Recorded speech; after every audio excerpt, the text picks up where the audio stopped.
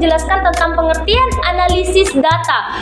Data adalah sebuah informasi dalam bentuk yang dapat diproses oleh komputer seperti representasi digital dari teks, angka, gambar grafis, atau suara.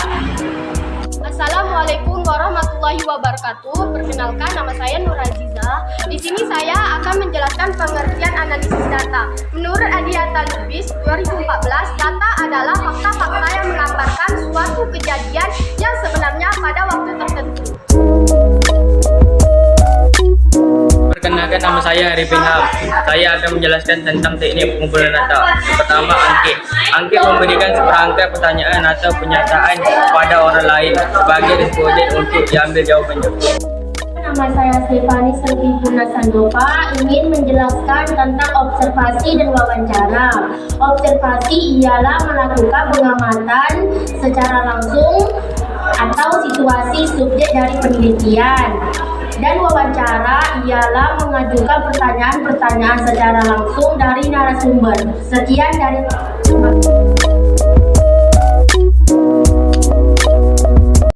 Nah, selanjutnya saya akan menjelaskan tentang fungsi-fungsi data. Nah, salah satu fungsi data yang saya ambil itu adalah 4 saja. Jadi yang pertama itu fungsi data yang pertama untuk membuat keputusan terbaik dalam menyelesaikan sebuah masalah. Nah, yang kedua adalah data dapat juga dijadikan sebagai dasar suatu perencanaan atau penelitian. Nah, yang ketiga, data juga dapat dijadikan sebagai acuan dalam tiap-tiap implementasi suatu kegiatan atau aktivitas.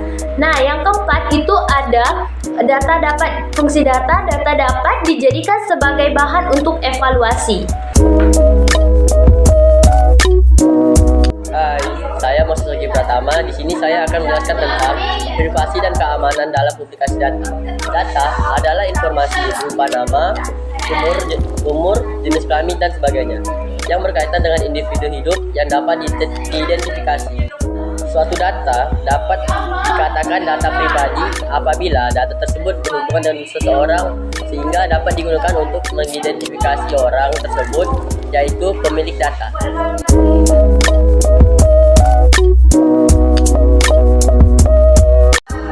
Selanjutnya, saya akan menjelaskan tentang RUU Perlindungan Data Pribadi.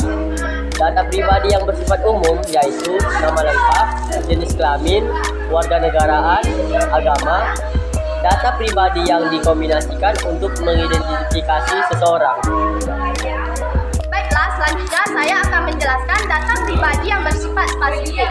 Contohnya, data dan informasi kesehatan, data biometrik, data genetika, pandangan politik, catatan kejahatan, data anak, data keuangan pribadi, data lainnya yang sesuai dengan ketentuan peraturan undang-undang.